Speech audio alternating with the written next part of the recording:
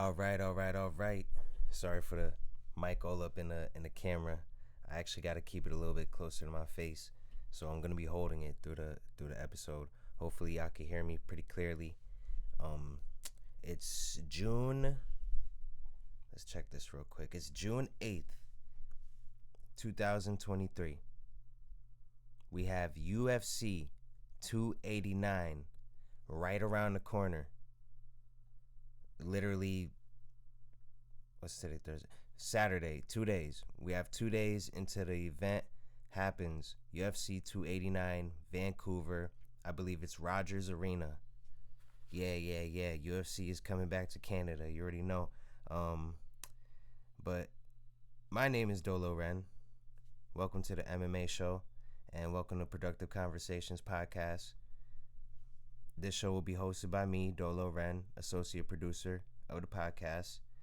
And we're pretty much just going to break down the main card fights. We don't do a lot of undercard or preliminary breakdowns just because we want to give, I want to give the most detailed and best breakdown and analysis that I can offer.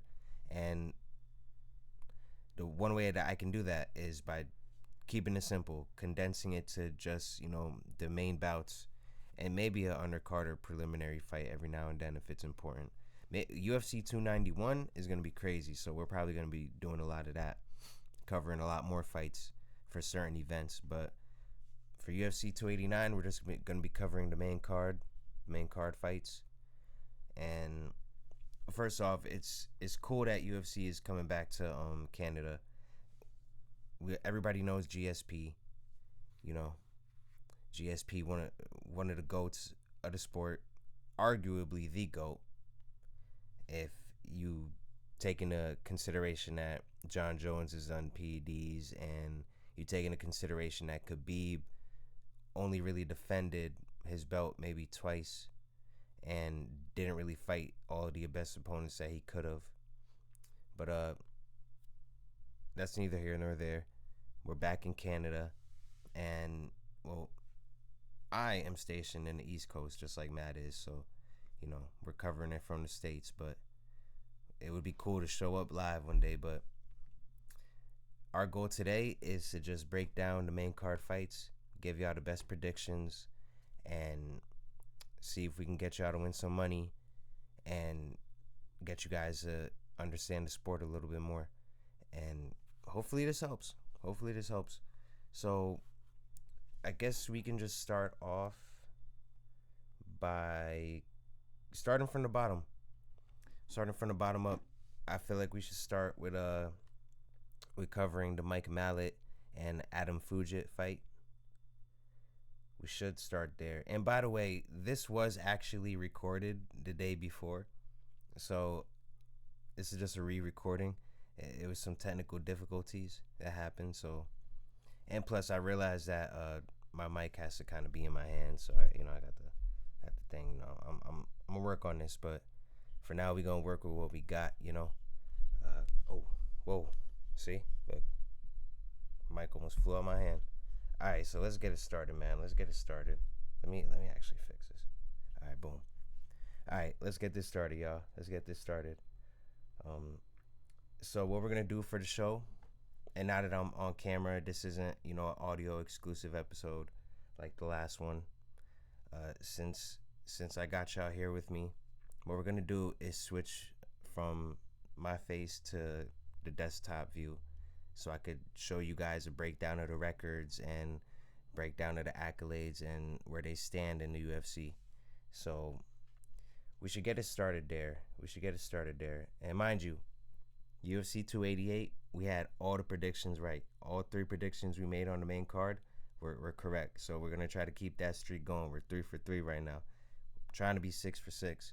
I'm going to give y'all 3 solid predictions for this fight, for this event. So let's start it, man. We got Mike Malott versus Adam Fugitt in the welterweight division. Now, just to start it off, Mike Malott is one of those guys that's like a prospect. He's a really good guy from really good fighter from Team Alpha Male, and I believe he's from don't wanna mess it up. I don't want to get it wrong. So let's see what it says on his profile on the website. So boom, we have Mike Malott, as you can see, right on here. Nickname is proper. His record is 9-1-1. I'm trying to see if it says where he's from. What I can tell you is that he's from Canada. He's absolutely from Canada. But okay.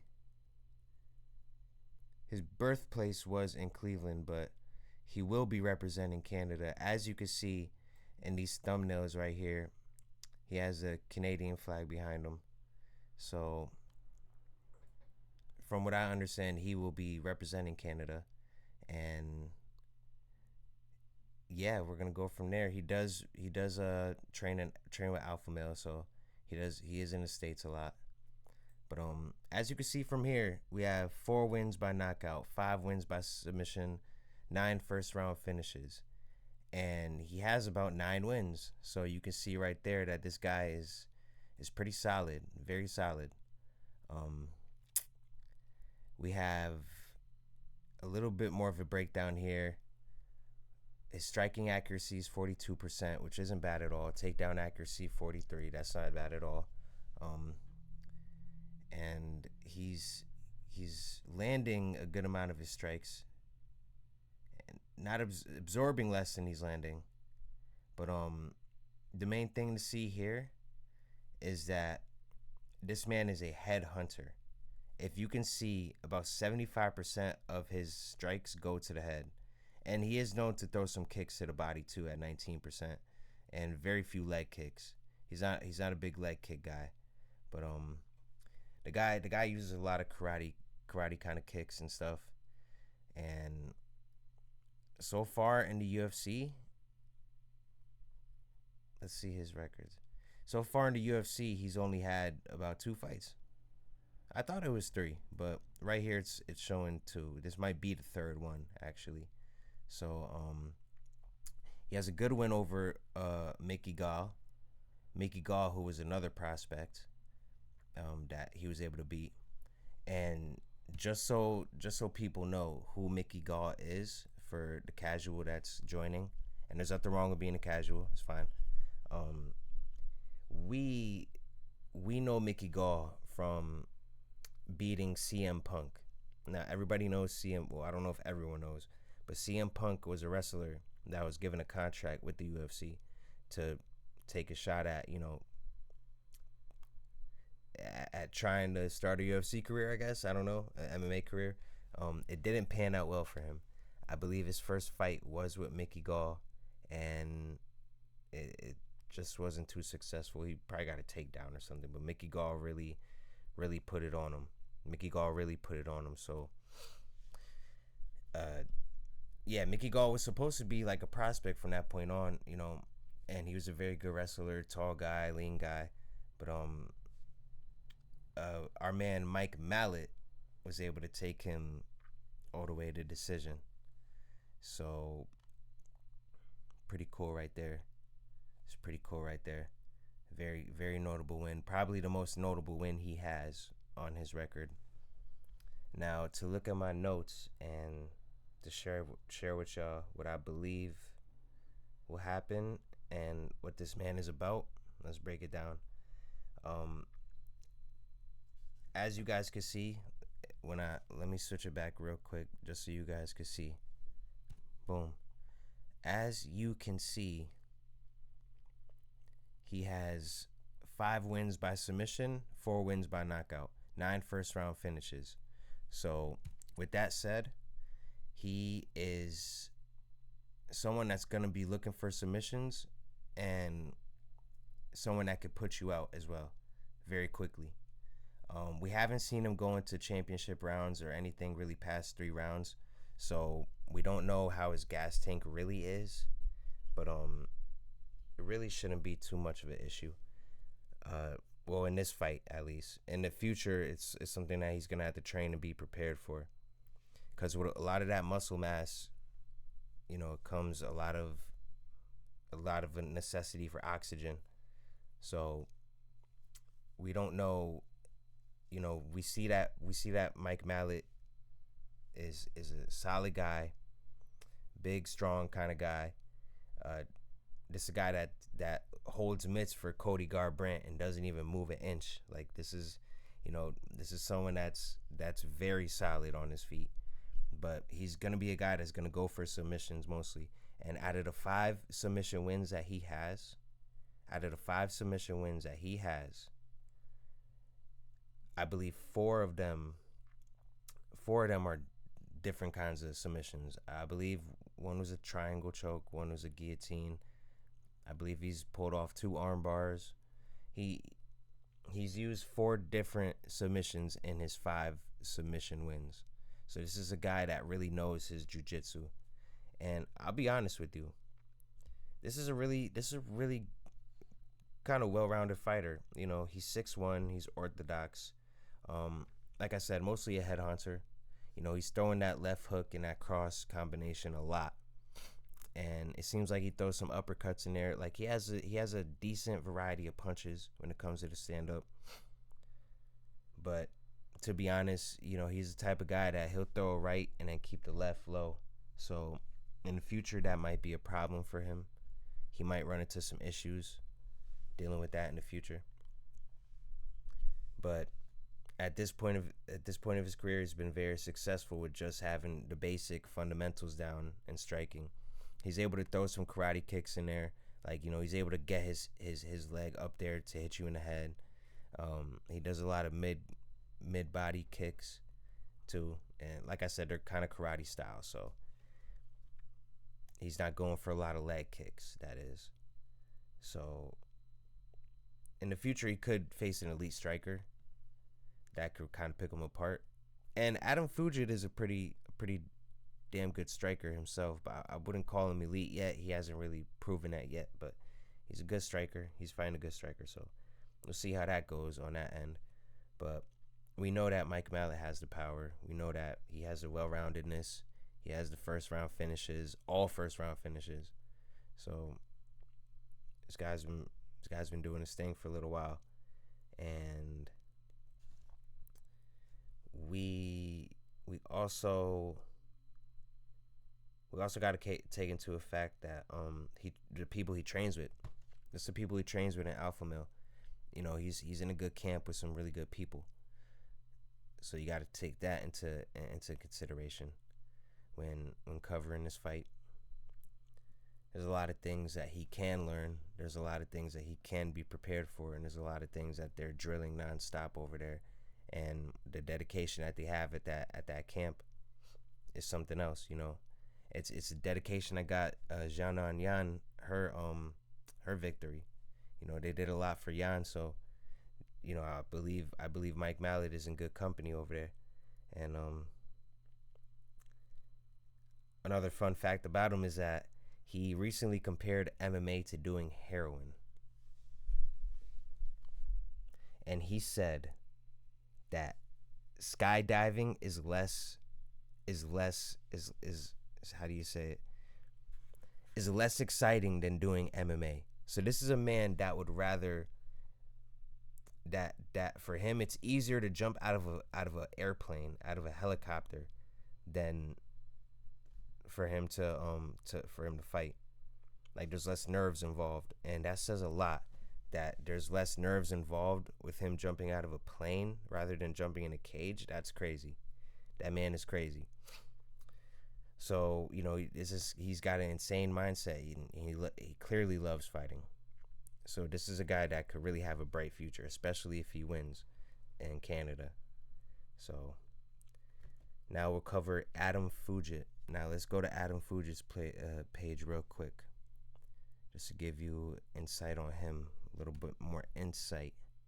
Boom, we got Adam Fugitt. That's him right there. If you can see my mouse circling around it. He has a record of 9-3-0. So he doesn't have any no contest, just like Mike Malott, just straight wins and losses. He's had 4 wins by knockout, 3 by submission. So kind of close to what Mike Mallott's done, but Mike Malott has a lot more submission wins, and this is a guy that's more Muay Thai oriented, more boxing oriented. He has a better accuracy as far as striking. He attempts. It seems that he attempts more takedowns, but lands less of them, a lot less of them. So we see that he lands more strikes than Mike Malott at 5.40 on average per minute, and his striking defense is there. His takedown defense is 100%. No one's been able to take him down yet, which is a good thing. And you can see by target, if you see by target, he has more diversity as far as where he's landing. He's landing more leg shots than more leg kicks than Mike Malott. He's landing to the body a little bit more, I'd say, by like 8%, and he's landing less to the head. So this is a guy that's has more variety of where he's landing those strikes and the strike placement. So that's something to take into account. We're dealing with a better striker on record, and he's just the same as Mike Malott with only very few UFC fights, only 2 UFC fights, one in which he lost when he debuted and he got KO'd in the 3rd round. But his last one, he beat Kinoshita in a tough, gritty fight. Well, at least for how long it lasted. It was a little bit back and forth, to be honest. So we got a guy there that is really gritty. He's a really good MMA practitioner. He's a very good Muay Thai practitioner. And this won't be a wrestler versus wrestling kind of match. But Adam Fugitt does possess takedown abilities that are akin to Colby Covington, where he's mixing in the takedowns with the strikes, and he's trying to grind you against the cage, which is probably why a lot of his takedowns haven't landed, because it seems like he's trying to put that pressure on you with the wrestling, maybe throw you off between the striking exchanges, and just a guy that's just trying to grind you down and get you to the ground so he could ground pound you, just like he did Kinoshita. And he showed his killer instinct when he fought Kinoshita too. You know, the fact that he was able to finish it on the ground like that and pull off that victory and finish it off. You know, there's a lot of guys that don't know how to finish it, and this guy knows how to finish. So that's going to be something.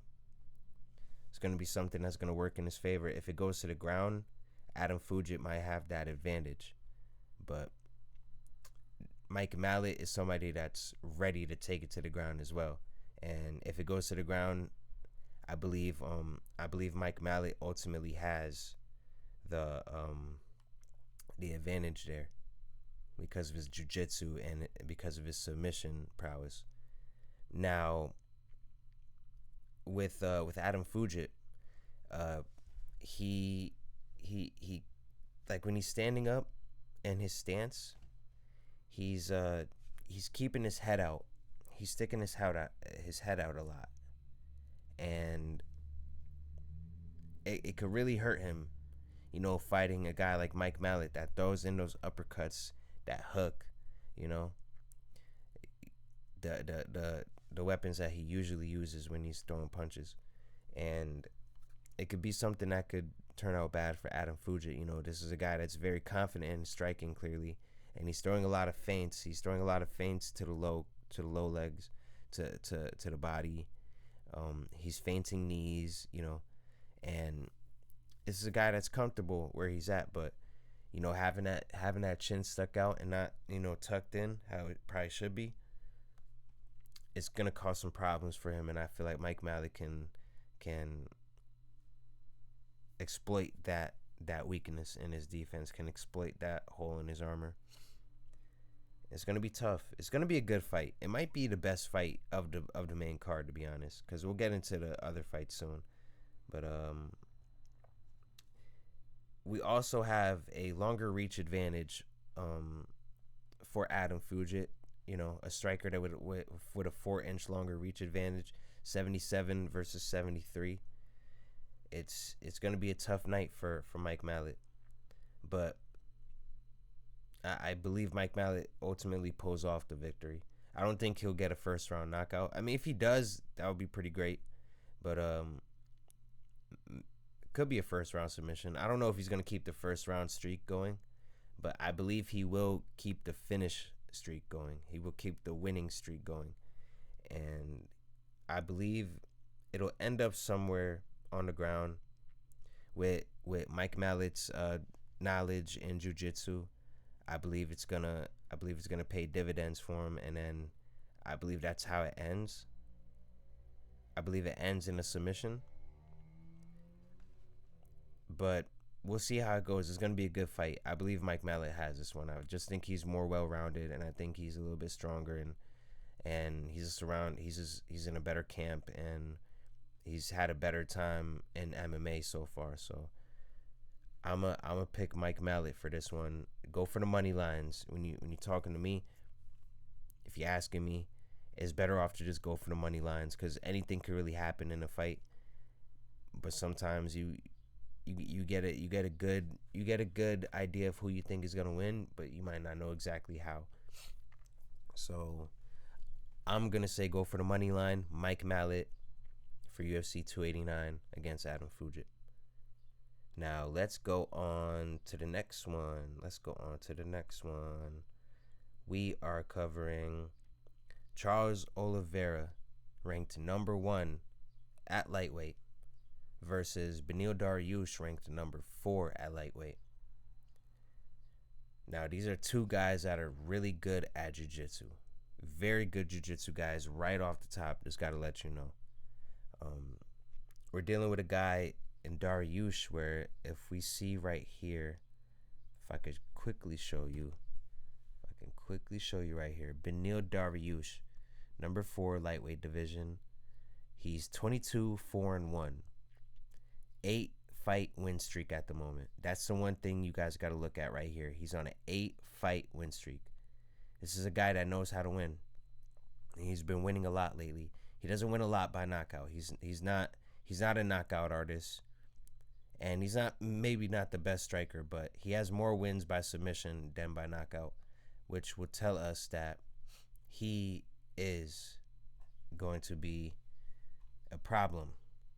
He's going to be a problem as far as the jiu-jitsu goes. Now, we have a good amount of striking accuracy, good amount of takedown accuracy.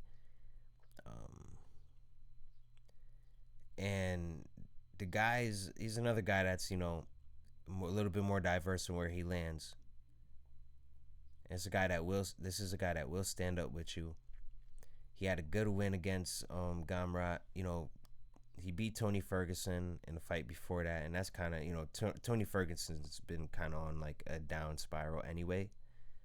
So there's not much in there. But 4 fights ago, he had a first round knockout against Holtzman, and I believe that knockout was like a spinning back fist. I believe it was a spinning back fist. Now, this is a guy that's usually going to take you to a decision. As you can see, he has more decisions there. He's had some decent success as far as KOs, but it's kind of a checkered past. But in the past few fights, he's just gotten decisions. So this is a guy that's mostly gonna bring you to decision nowadays. And yeah, that's a decent breakdown of what he's got going on. But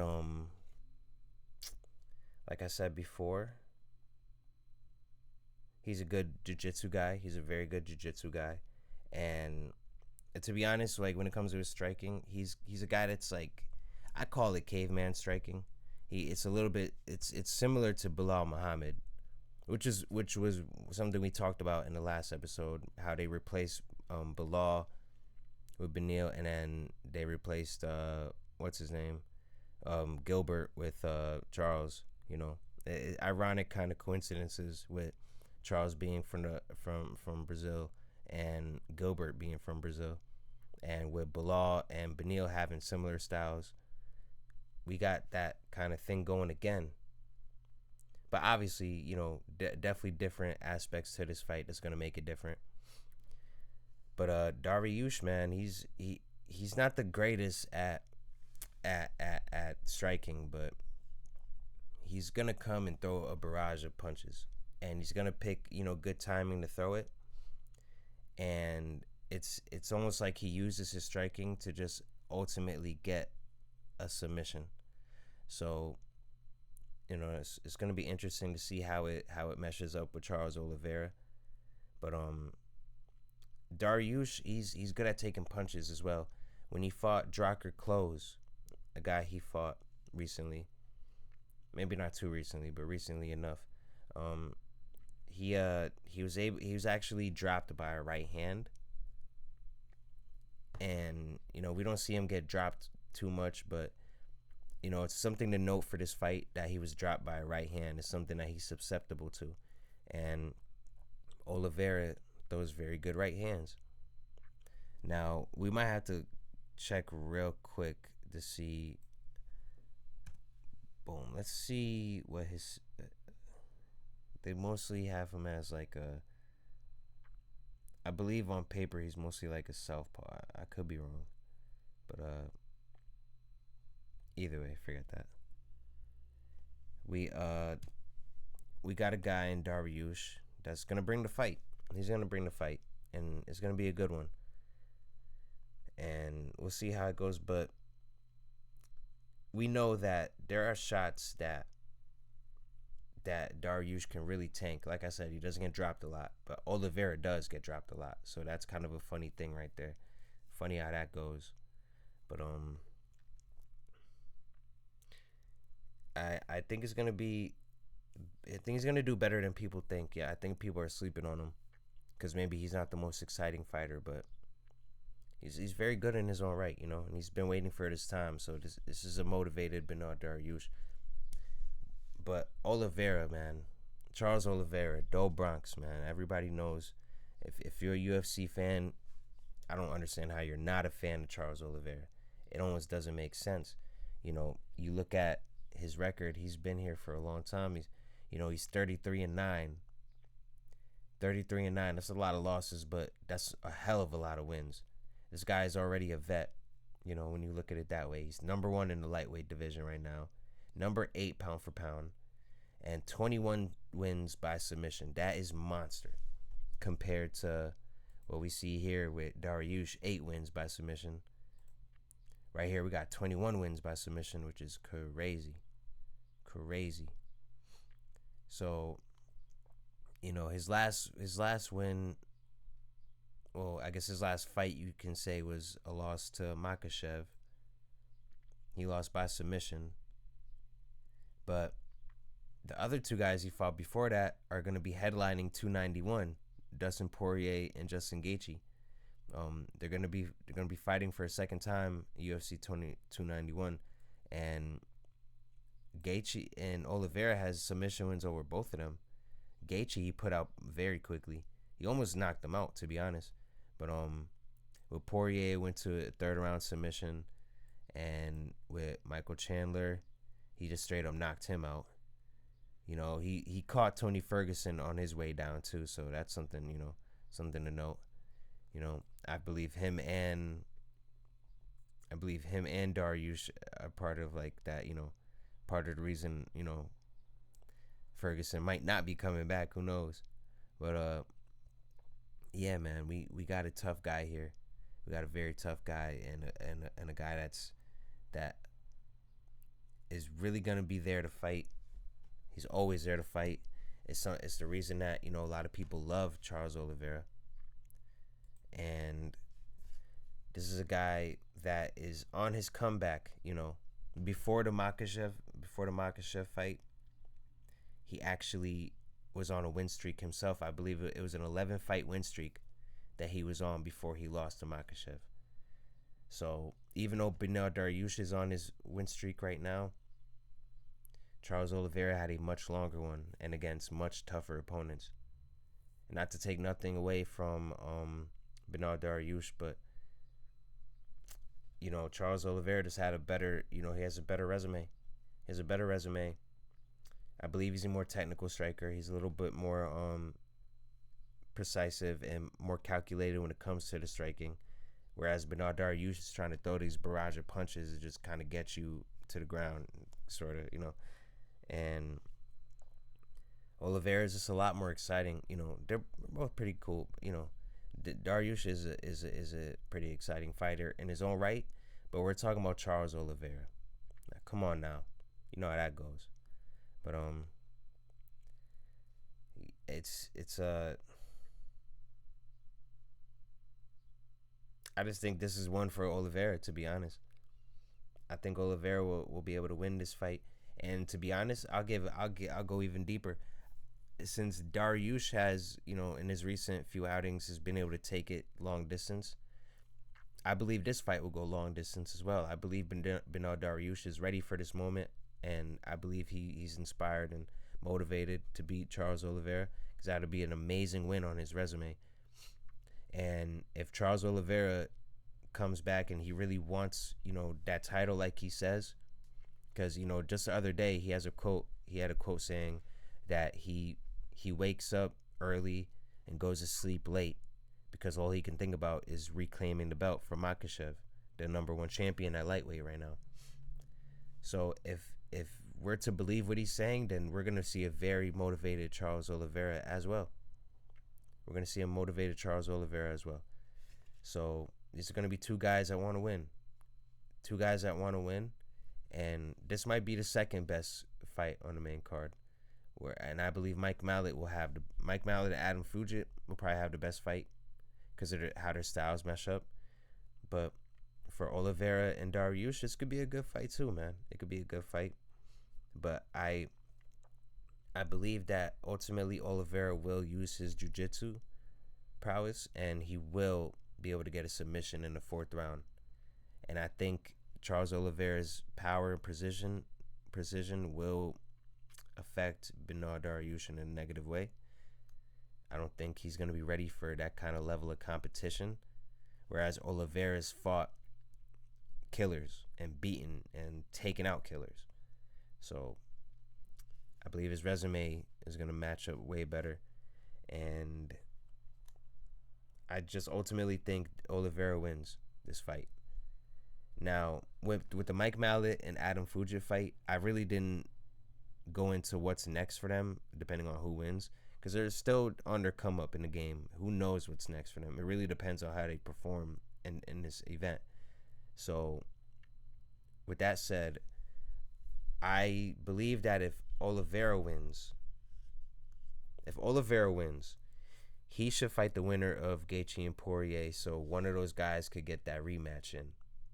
That would be good, that'll sell some good, pay-per-views, and it'll give one of them guys a chance at redemption, and it'll give Oliveira a chance at, fighting the top guy again and getting his redemption. We're playing a game of redemption at that point, so I believe that's what should happen if Oliveira wins. He should fight the winner of Gaethje and Poirier, sit out for a little while, and, just watch how it unfolds, I guess you could say. And sorry, just a second. And if Dariush wins, then I believe he should get a shot at the title against Islam Makhachev. Regardless of how impressive he wins or not, you beat the number one guy. Come on now, you got to get that. You got to get that spot. You got to get that spot. You got to get the next shot. It's only being fair. No matter how he wins, whether it's boring, whether it's a gifted decision, who knows how it goes. But he should absolutely fight Islam Makhachev if he wins. If he wins. I don't think he will. But that's what should go down if it happens. But for this fight, y'all should be picking Oliveira to win. Do the money line. But if you want to be courageous, go for a submission win. And I'd say somewhere past the third round.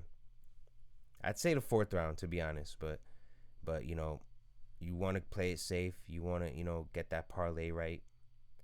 You want to go for the money line. And that's what I did. So, like I said, if you want to be risky, though, Bet on Oliveira win by submission in the fourth. All right.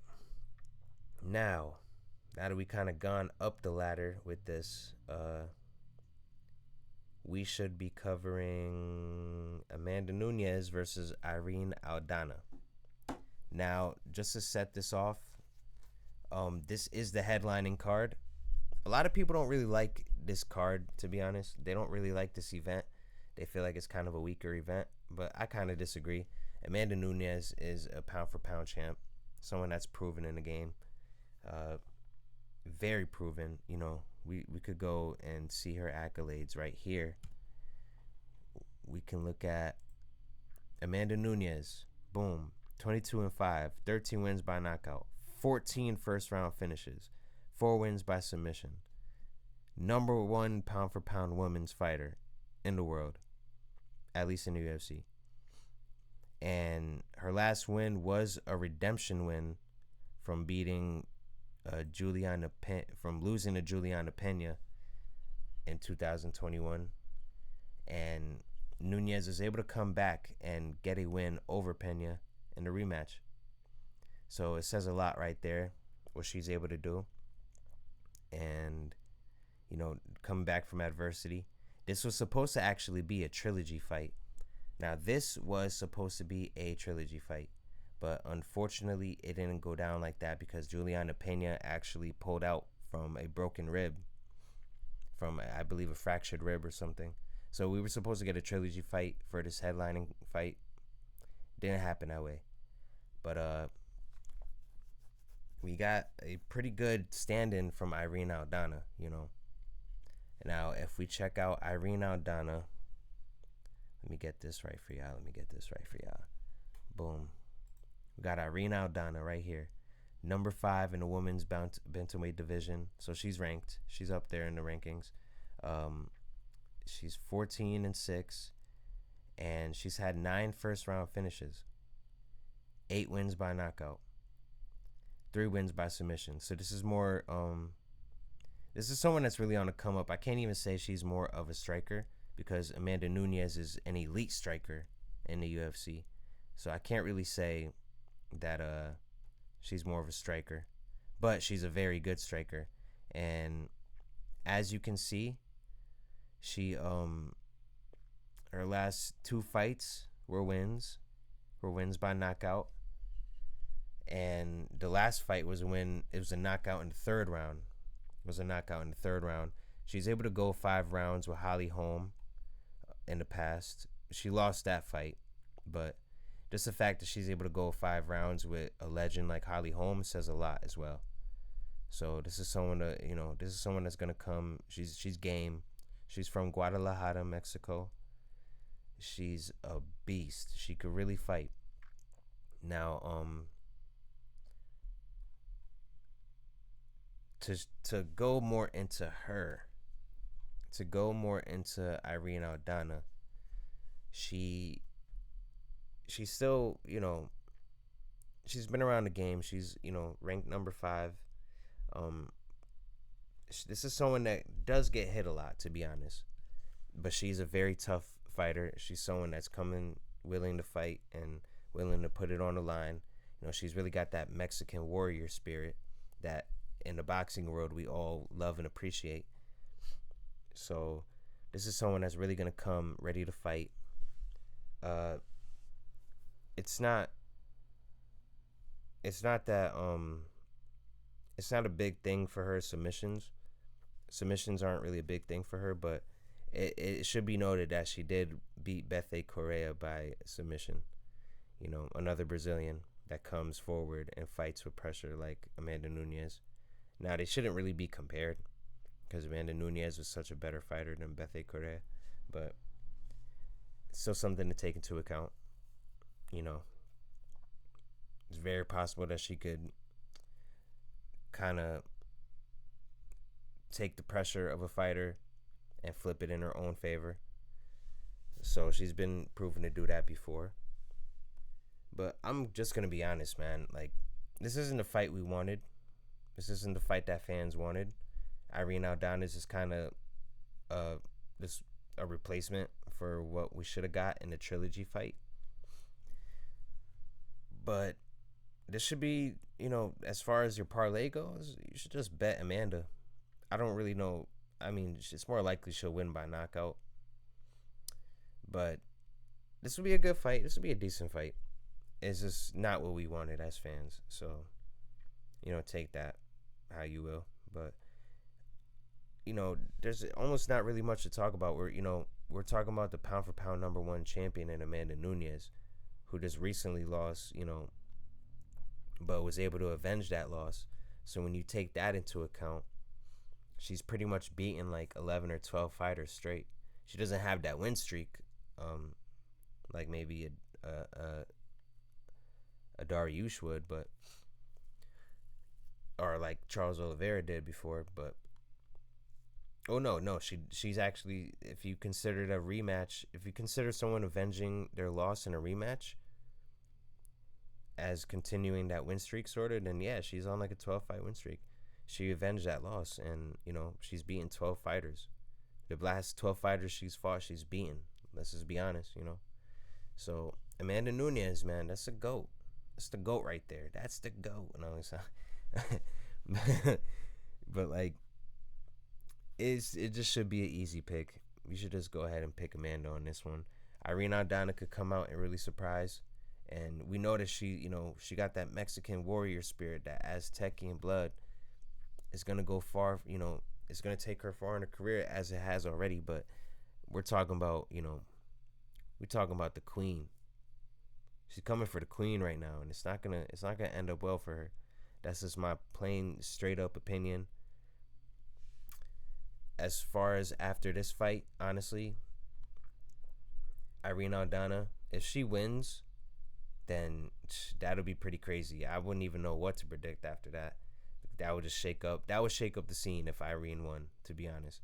That would shake it up completely, the bantamweight scene.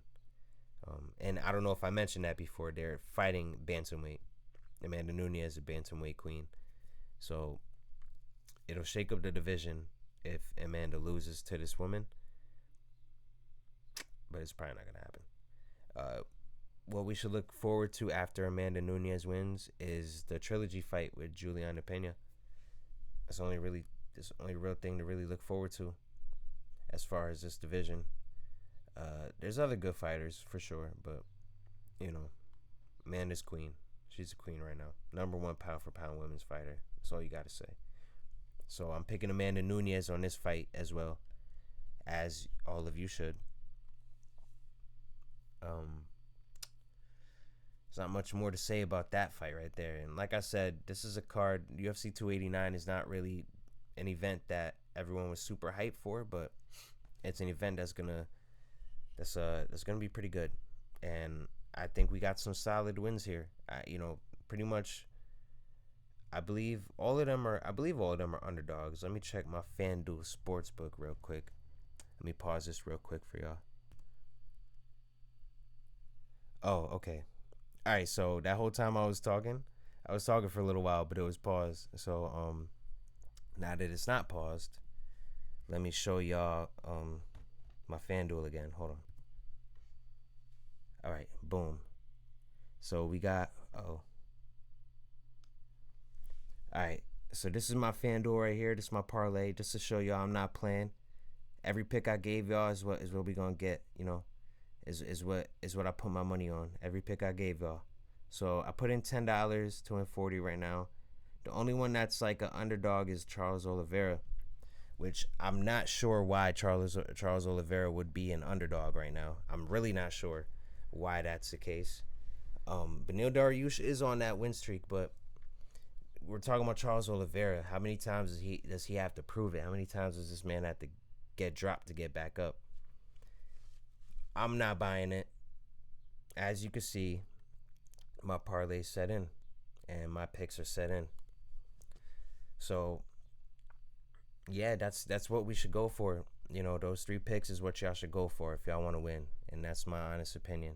And I'm locked in already, so we're gonna wait till Saturday comes to see how this goes. But those are my main picks for the main card. And as far as the undercard and preliminary fights, I gotta just enjoy those, man. I should just, as fans, watch those. As casuals, just try to get into the sport. Watch a little bit of what's going on. I don't want to make too many picks on those kind of fights. I would like to just kind of focus on the main cards and laser focus on those. And that's how we're gonna proceed with all this. So, once again, UFC 289, Vancouver, Rogers Arena. You want to pick on your parlay Amanda Nunes taking the win money line, Charles Oliveira money line, Mike Malott money line. So boom, those are your picks. Those are your picks for UFC 289. I hope y'all win some money. I hope y'all, I hope it goes good for everybody. And yeah, it should be solid. It should be really solid. Even though it's not, a very hyped up event, it should be a solid card. And I think we'll all enjoy it. And however it goes, we will be back here for the reaction. And we'll talk about the wins. We'll talk about the losses. And we'll talk about what happened in the fights. So you'll be able to look forward to that. But if there's anything else going on, I'm not sure. There's a lot of stuff. There's actually a lot of stuff going on in MMA right now. And I might start doing a separate segment just to cover MMA news. So you can look forward to that. And I might make these as separate shows just for predictions for UFC cards. And, this show is still in its infancy. But hopefully I'll be able to help you guys make some good predictions and help y'all understand the sport a little bit more. So I think we'll just leave it right there. And we'll leave MMA news for another time. So I guess we can end it right there. My name is Dolo Ren, associate producer of the Productive Conversations podcast, and now MMA analyst for the show. So shout out to Matt Brown. Shout out to Matt Brown for, giving me the opportunity to do this show and to lead way with it. Shout out to the other shows on the platform, NBA, NFL, college ball, wrestling, all of that stuff, man. The Tweet Cap. We got the Topic Thunder. Sorry, my nose kind of itchy. We got the Topic Thunder show coming. We got the second show coming soon. I think we're going to be doing that once a month. I might be on the next one. I'm not too sure at the moment. But like I said, I'm going to try to give y'all more MMA news shows as well. So you can look forward to that as well. And yeah, we got some exciting stuff in the works. And we got an exciting card, which should be a pretty good card at least on Saturday. So check it out. Don't go broke buying the pay-per-view. You could probably catch it on Reddit. There's TikTok channels that you could catch fights on too, but I don't want to give out the sauce too much. But either way, I think we should end it right there. It's your man Dolo Ren. It's good talking to y'all. It's good seeing y'all. And hopefully we all win some money on Saturday. I'll check you guys next time. Sorry, it's kind of an awkward goodbye, but I'm gonna work on that too. I'll see you guys on the next one. Peace.